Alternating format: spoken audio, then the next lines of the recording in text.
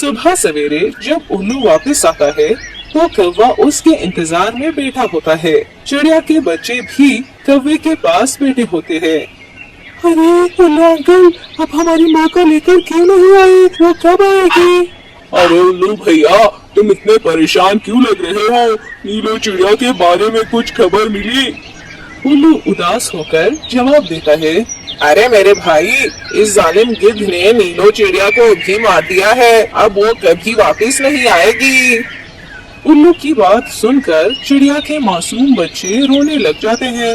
تبھی کوا بولتا ہے، ارے میرے بچوں، تم رو مت، میں اس ظالم گدھ سے تمہاری ماں کا بدلہ ضرور لوں گا۔ اب اسے اس کے انجام تک پہنچانے کا وقت آ گیا ہے۔ پھر شام کے وقت کوا آس پاس کے تمام پرندوں کو اکٹھا کرتا ہے۔ سب پرندے اکٹھے ہو جاتے ہیں۔ جی کوے بھیا، آپ نے ہمیں یہاں پر کیوں بلایا؟ ہم تمہاری کیا مدد کر سکتے ہیں؟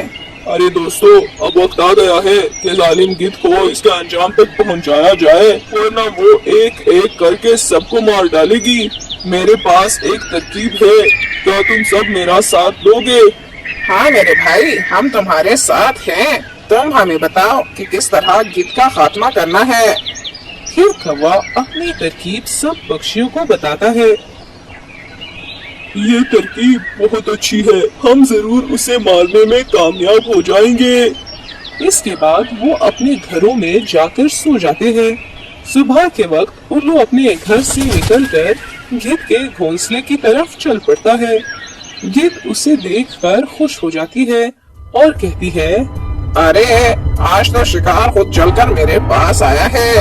الو گدھ کی بات سن کر کہتا ہے، ارے تم مجھے کیا مارو گی؟ میں نے تمہارا کیا بگاڑا ہے؟ میں تو بس یہاں سے گزر رہا تھا، تمہیں میں یہاں سے نہیں جانے دوں گی۔ پہلے ہی چڑیا کے بچے میرے ہاتھ سے نکل گئے ہیں، لیکن وہ مجھ سے نہیں بچ سکتے ہیں، میں اسے ضرور ڈھونڈ لاؤں گی۔ ارے چڑیا کے بچے تو میں نے ابھی دیکھے ہیں، میں تمہیں ان کے پاس لے جاتا ہوں، لیکن تم میری جان بخش دو۔ اگر ایسی بات ہے تو تم مجھے ابھی وہاں لے چلو، میں انہیں نہیں چھوڑوں گی۔ اگر وہاں چڑیا کے بچے نہ ہوئے تو تمہارا وہاں آخری دن ہوگا۔ گدھ الو کے پیچھے چل پڑتی ہے۔ الو ایک درخت پر جا کر بیٹھ جاتا ہے۔ ارے کہاں ہے چڑیا کے بچے؟ مجھے تو نظر نہیں آ رہے۔ وہ دیکھو سامنے زمین پر بیٹھے ہیں۔ گدھ اڑ کر چڑیا کے بچوں کے پاس جاتی ہے۔ تم میری ماں کی قاتل ہو، ہم تم سے بدلہ ضرور لیں گے، تمہیں بچ نہیں سکتی۔ ارے تم میرا کیا بگاڑ سکتے ہو؟ وہ تو اڑ نہیں سکتے اور مجھے مارنے کی باتیں کر رہے ہو۔ جیسے ہی گدھ ان پر حملہ کرنے لگتی ہے، پیچھے ایک درخت سے کوا اپنے ہاتھ میں خنجر لیے اڑتا ہوا آتا ہے اور گدھ پر وار کرتا ہے۔ گدھ زخمی ہو جاتی ہے، لیکن گدھ غصے سے کوے پر حملہ کرنے کے لیے پلٹتی ہے تو دوسری طرف سے چیل اپنے ہاتھ میں خنجر لیے اس پر حملہ کر دیتی ہے۔ گدھ بہت زیادہ زخمی ہو جاتی ہے اور گر پڑتی ہے۔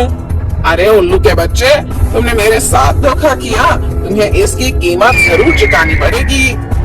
ارے تمہارے ساتھ ایسا ہی ہونا چاہیے تھا، تم نے کتنے معصوم پکشیوں کی جانیں لی ہے، اب تم بھی مرو اور موت کی تکلیف کو محسوس کرو۔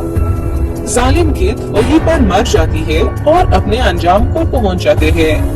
ظالم گدھ کے انت کے بعد پکشیوں کے سر سے خوف کے سائے ختم ہونے لگتے ہیں اور ہر طرف خوشحالی آنے لگتی ہے۔